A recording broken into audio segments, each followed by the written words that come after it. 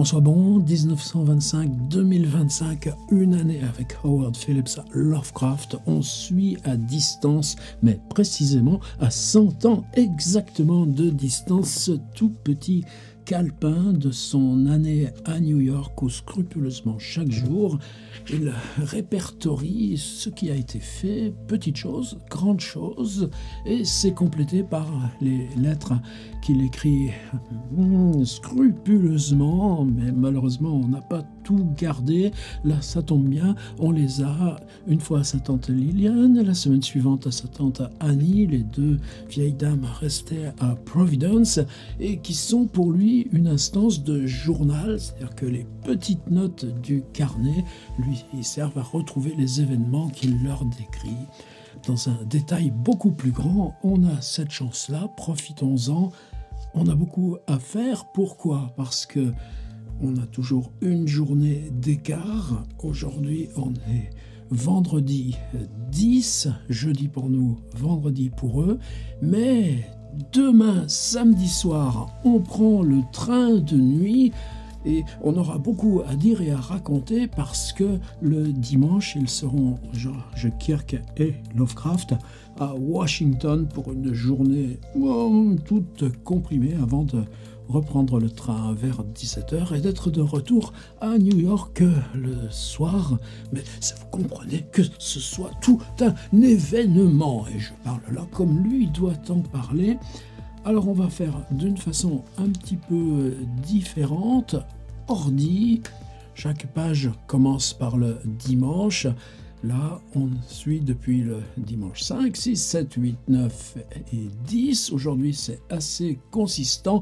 On est le Good Friday, le vendredi saint. Mais des athées comme Lovecraft et ses copains, ça ne les concerne en rien. Ouf, c'est ça aussi qui nous fait du bien. On a quand même 2, 4, 6, 8 lignes puisqu'on a débordé sur ce qui se passait hier.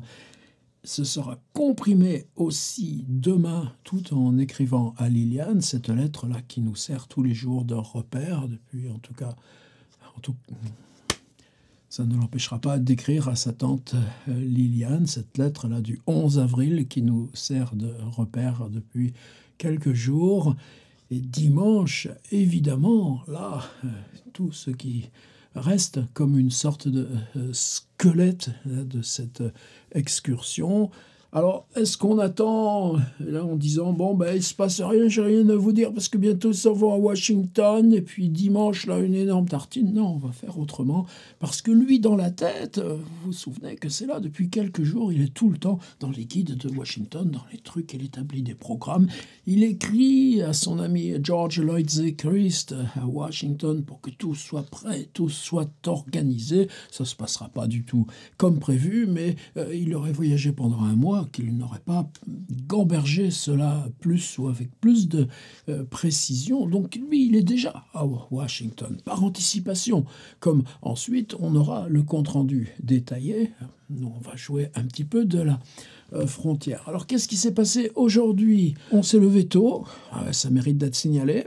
On a écrit quelques lettres, évidemment, toujours les lettres pour le journalisme amateur. Probablement aussi cette lettre qu'il postera demain à Liliane et qui est très longue, évidemment. Ça, on a les petites barres, 1, 2, 3, 4, ça s'écrit sur 4 jours.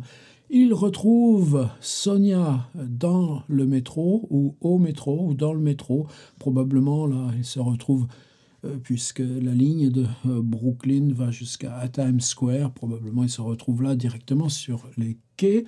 C'est pas dit là dans le petit carnet, mais ce sera dit dans la lettre qui l'accompagne, la lettre à Liliane qu'il postera demain, simplement parce que Sonia doit récupérer chez Madame Moran. Et Madame Moran, on la connaît, c'était leur propriétaire de l'appartement de Parkside Avenue, mais c'est une amie qui a accueilli, par exemple, Sonia quand elle est sortie de l'hôpital en novembre, voir le PDF d'hier. C'est elle aussi qui lui sert de garant en ce moment avec James Martin dans le dossier de naturalisation en cours. Lovecraft, pour l'instant, n'en donne pas de nouvelles, ça doit suivre son cours et c'est long. Et Sonia, vous savez, avait là, quand ils se sont mariés, une boutique de chapeaux qu'elle venait de lancer sur la 5e avenue et qui, pour ses problèmes de santé, tout est parti évidemment en catastrophe. Mais elle a gardé un stock de chapeaux. Là, je ne sais pas ce qui se passe puisqu'elle a des rendez-vous apparemment pour trouver de nouveaux emplois. Donc on doit récupérer des boîtes de chapeaux chez Madame Moran. Et c'est ce qu'il nous faut. Imaginez Lovecraft en voyageur pour Washington, mais là, pour l'instant, il est en voyageur chargé de boîtes à chapeaux dans le métro de Brooklyn. On passe à l'épicerie pour se faire un petit dîner à la maison. Mais aujourd'hui, hier, vous savez qu'on avait un peu boycotté les copains. On a toujours Loveman qui appelle, Loveman qui appelle. Mais Loveman prévient qu'on se retrouve chez Kirk et il y a comme d'habitude le quatuor, George Kirk, Samuel Loveman, Reinhard Kleiner. Et quand on est tous les quatre, dans la lettre il précise bien, Sonia, fatiguée, s'est couchée. On descend à un magasin qui a leur faveur, ça revient. En ce moment, c'est beaucoup moins le Tiffany, c'est plus souvent cette Scotch Bakery, une boulangerie écossaise. Mais enfin, je suppose qu'ils ont une petite table dans un coin, qu'on a les gobelets de café, puis en général, on se débrouille bien pour avoir un petit cookie ou une douceur de ce genre, puisque tout le monde a dîné. Loveman les quitte, ouais, et donc il reste Kirk, Lovecraft et Kleiner. Et là, on parle du voyage à Washington. Et Kleiner, je crois qu'il se rend compte un petit peu que passer toute la nuit en train pour se faire une excursion serrée dans le fond d'une bagnole en voyant ça, et puis ça, et puis ça, et puis ça, et puis en retrouvant le train du soir pour venir à New York, et pour le prix que ça coûte, Kleiner dit, écoutez les gars, allez-y tous les deux.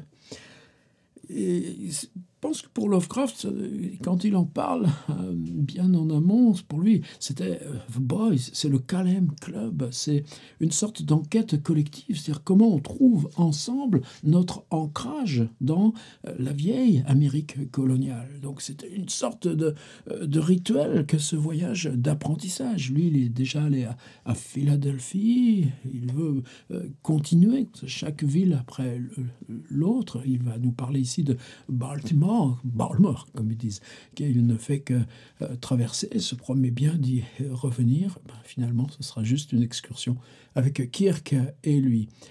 Voilà pour la journée.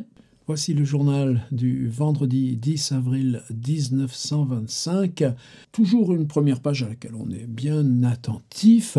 Toujours l'histoire des cadavres exhumés à Chicago et les traces de poison au mercure qu'on a retrouvées. Cette histoire-là continue de se compliquer, de se ramifier. Cette famille Clintock. Oh, peut-être il y a un livre qui existerait sur cette histoire des McClintock, exhumé à Chicago. Tiens, encore une piste qu'il va nous falloir suivre.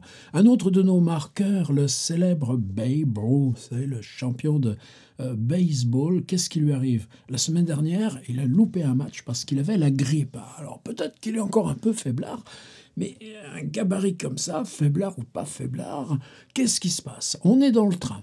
Et on est justement dans le même train que vont prendre Lovecraft et Kirk, un train de nuit aussi. Alors, oui, comme on dit, c'est une attaque de grippe, peut-être une poussée de fièvre. En tout cas, il est... c'est comme les trains de maintenant, il y a un petit coin là, entre sur les paliers, là, où il y a les soufflets, et puis les portes pour descendre sur le quai. Et là, il y a des toilettes. Babe Ruth va perdre l'équilibre, se cogner la tête sur les toilettes. Mais des fois, on a un petit peu de mal à y croire qu'une personne comme Babe Ruth, ça se passe simplement. Oh, j'ai perdu l'équilibre, je me suis cogné la tête. Ouais, il reste inconscient 90 minutes.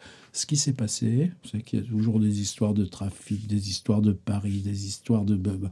Bon, je ne veux pas entrer là-dedans, mais quand même, j'ai l'impression, un tel article, que le journaliste laisse bien entendre qu'on ne nous dit pas tout.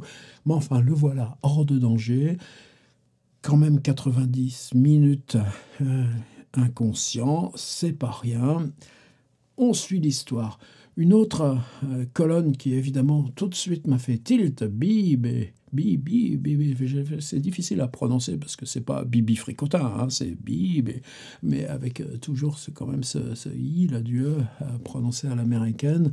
Donc cet explorateur des fonds marins, donc quelque chose qui touche Lovecraft de très très près dans l'imaginaire, et quand ils sont ensemble tous les quatre à la Scotch Bakery, c'est bien là dans ces lieux qu'il y a ces gros rouleaux avec les journaux enroulés. Donc bien évidemment, il lit ce journal, il lit ces articles.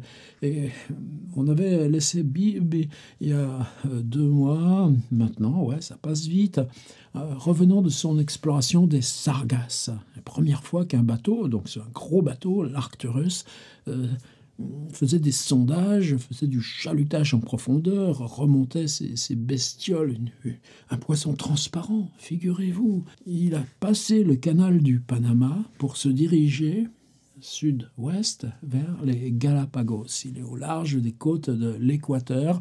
C'est une zone avec beaucoup de tempêtes. Et depuis 11 jours, alors que leur installation radio est une des plus puissantes, des plus perfectionnées, ça fait 11 jours qu'on n'a pas de nouvelles de l'Arcturus. En route, là, dans les pires tempêtes du monde, au large de l'Équateur, passer le canal de Panama, tout allait bien jusque-là, en route vers les Galapagos. 11 jours, silence. Alors on nous dit bien, non, le docteur Cashman Murphy, qui est le responsable des équipes de Bib, il est resté à terre, dit que non, il n'y a pas de raison de s'inquiéter. Il peut y avoir des problèmes de parasites radio dans ces zones orageuses. N'empêche que on nous rassure, et quand on nous rassure, c'est en général pour bien nous laisser entendre qu'il y a quand même quelque chose, une petite anxiété qui monte. Il est missionné par la New York Zoological Society. On nous dit aussi que dans les passagers, il y a un enfant de 11 ans, un petit garçon de 11 ans. Alors, les enfants du capitaine Grant, etc. Dans Jules Verne, on a toujours le rôle de l'enfant témoin, le rôle de l'enfant qui enregistre tout, et souvent tout va se concentrer sur lui. Bien là, dans l'équipée de Bib, en route pour les Galapagos, et dans ce grand silence de 11 jours, il y a ce petit enfant qui est sur le bateau. Bien sûr, on va suivre l'affaire les jours à venir. Et c'est sur la première page aussi que j'ai pris cet article. Il vient en une.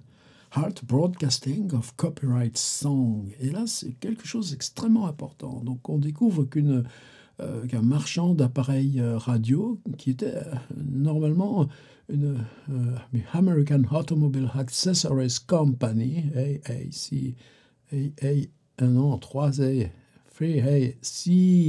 donc c'est pour avoir diffusé un morceau de musique sous copyright qui s'appelle Mélodie rêveuse, ou un nom comme ça, il y a rêveuse dans le titre, et le compositeur, le détenteur du copyright, avait porté plainte.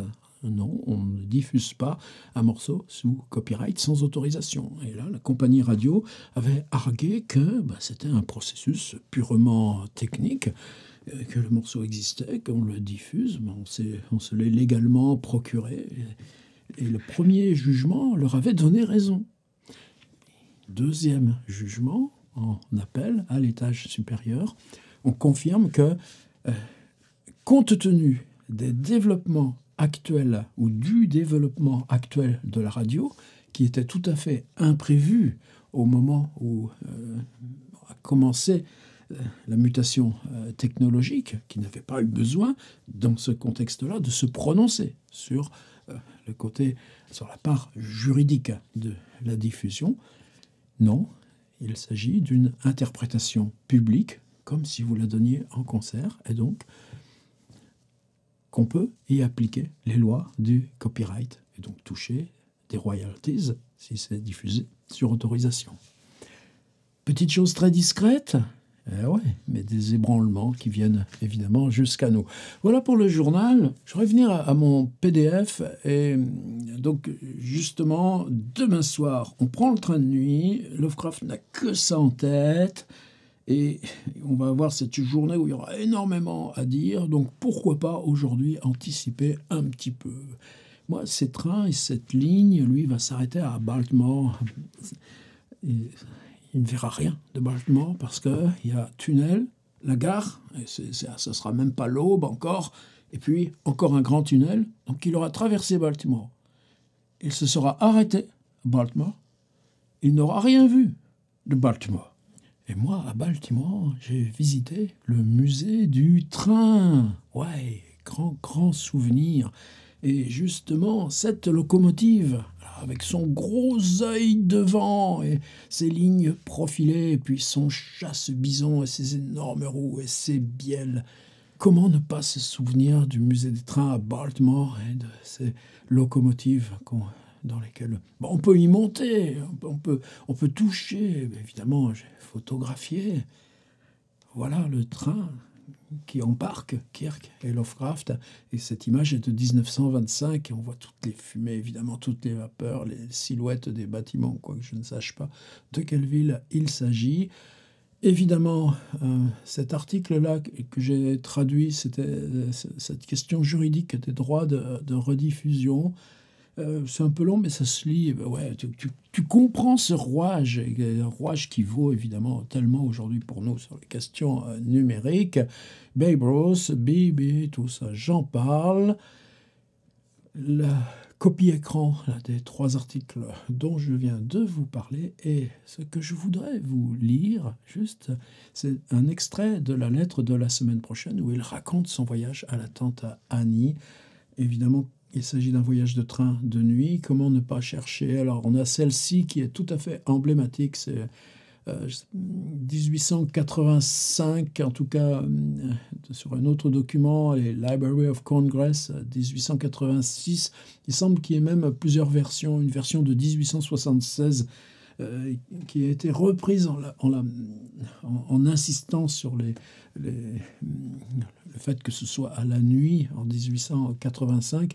Je n'ai pas réussi à trouver le nom de l'auteur de cette peinture, pas forcément d'intérêt en tant que tel, mais elle est tellement archétype. C'est une des premières, Night Scene at the Junction. Vous savez, l'embranchement de Mugby de Charles Dickens. Junction. Et puis d'autres images qui, elles, datent de 1925, ont une carte postale, donc les trains de nuit. Et nous, si vous voulez bien, on s'embarque dès aujourd'hui dans le voyage de Lovecraft et Kirk quand ils prennent le train de nuit. Alors rappelez-vous la scène où on accompagne Kirk jusqu'au bateau qui va remonter l'East River et le Sound de Long Island pour aller l'emmener à Providence et Boston via Fall River. Là, ça va être pareil. Alors, dans la phraséologie de Lovecraft, phraséologie totalement incroyable. Comment, avec cette phraséologie-là, on peut écrire la tension des histoires fantastiques qu'il nous propose?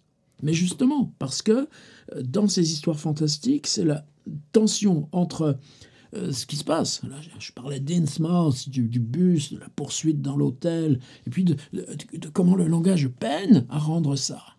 C'est ça, attention, Lovecraft.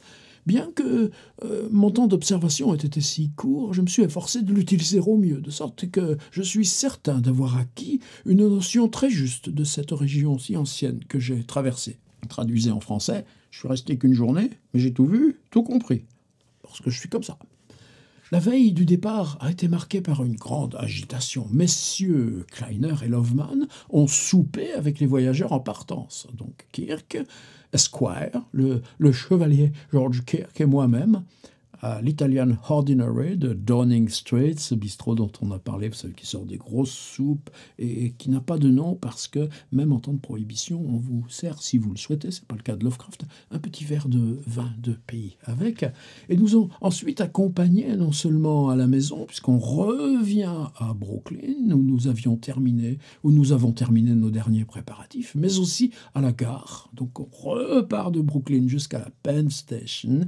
Ils nous ont dit adieu à minuit, alors que nous nous tenions en rang sur le quai, attendant que la voiture soit prête. Et même une petite note, vous verrez dans le journal, qui dit qu'ils ont pris il fallait un petit ticket de quai, on appelait ça. C'est-à-dire que tu achetais un tout petit ticket qui te permettait d'entrer là et d'accompagner. Vous savez, maintenant, il y a toujours ça.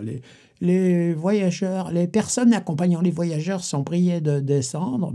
avait encore ça à l'époque. Une fois admis à nos places, nous trouvâmes une compagnie plus clairsemée que la nature publique du véhicule ne nous l'avait fait craindre. Il y a même le mot promiscuité. En gros, bon, ça nous plaisait pas trop parce qu'on doit être en 3e classe. Il parle de banc, on s'assoit sur un banc. Et c'est pas évidemment le premier confort. Il faut bien supporter les gens qui sont à côté de vous, mais ça va. Ils ont de la place. Mon compagnon insistant pour que je prenne le siège près de la fenêtre, puisque le trajet était nouveau pour moi, alors qu'il l'avait déjà parcouru lui auparavant. Et là, renseignement, nous, ça, c'est ça qui est chouette. J'avais avec moi le livre Moby Dick. Eh ouais. Il va découvrir Moby Dick, à lire dans les heures précédant l'aube, lecture de nuit. Et Georgius, donc Kirk, avait embarqué pléthore de journaux et de revues littéraires qu'il partagea très gracieusement avec moi. À 1h moins le quart. Donc on part, là, à 1 a.m. La diligence partit, 18e siècle. On y va à cheval. Elle s'arrêta bientôt à Manhattan Transfer, dans le New Jersey.